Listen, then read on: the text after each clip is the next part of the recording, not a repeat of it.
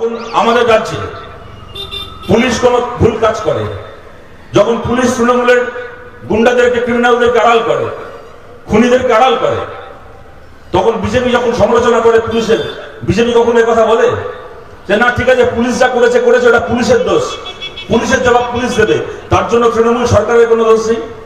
আমরা বলি, বিজেপি বলে, বলি না তো? আমরা জানি কুকুর ল্যাচকে নাড়ায়, ল্যাচ কখনো কুকুরকে নাড়ায় না। পুলিশ যদি ঠিক করে কাজ না করে, পুলিশ যদি কোথাও অপরাধীদেরকে আড়াল করে, তাহলে তার সেটা পুলিশের নিজের ইচ্ছায় নয়, তার উপর সেরকম রাজনৈতিক নির্দেশ আছে বলে পুলিশ এই কাজটা করছে।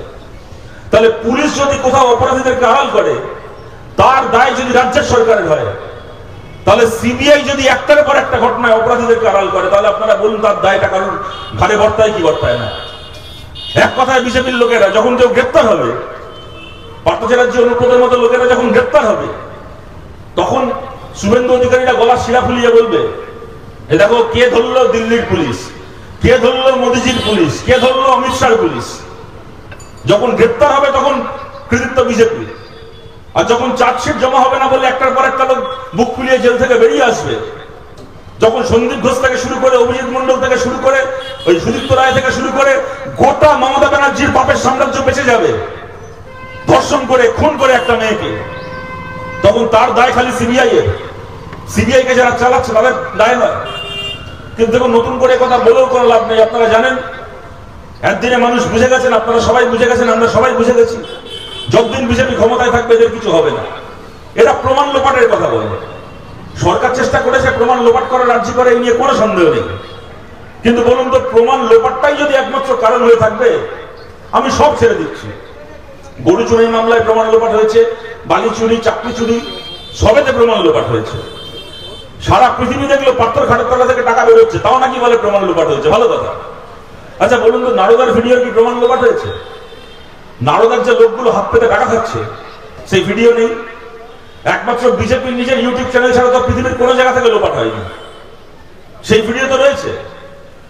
তা যে লোকগুলোর হাত পেতে টাকা খাওয়ার ভিডিও রয়েছে, সেই লোকগুলো লালবাতি গাড়ি চড়ে ঘুরে বেড়াচ্ছে প্রমাণ লোপাটের জন্য নাকি রাজনৈতিক বোঝাপড়ার জন্য?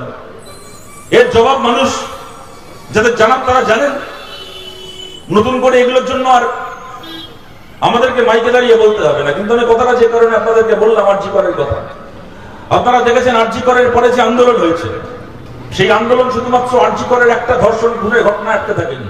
বিজেপি একটু আধটু আসার চেষ্টা করেছিল, ছাত্র সমাজ বলে কতগুলো ছাত্রদের বাবা জানাদেরকে নিয়ে গিয়ে একটা নবান্ন অভিযান করলো, তারপরে কোথায় হারিয়ে গেল কেউ খবর রাখে না।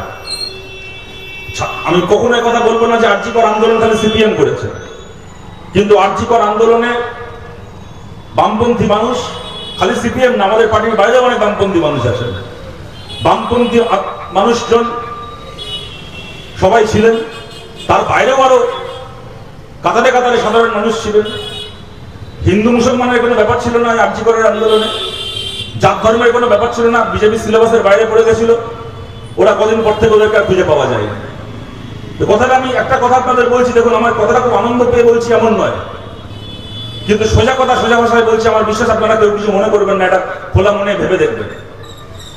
আজকে আরজি করের যে ধর্ষক, এখন অব্দি একটা নামই অফিসিয়ালি ধরুন জানা গেছে, সঞ্জয় রায়। আমি ধরে নিচ্ছি যে সে ছাড়া কেউ থাক না থাক আমরা এখনো জানি না, সঞ্জয় রায়কে নিয়ে যদি আলোচনা করি।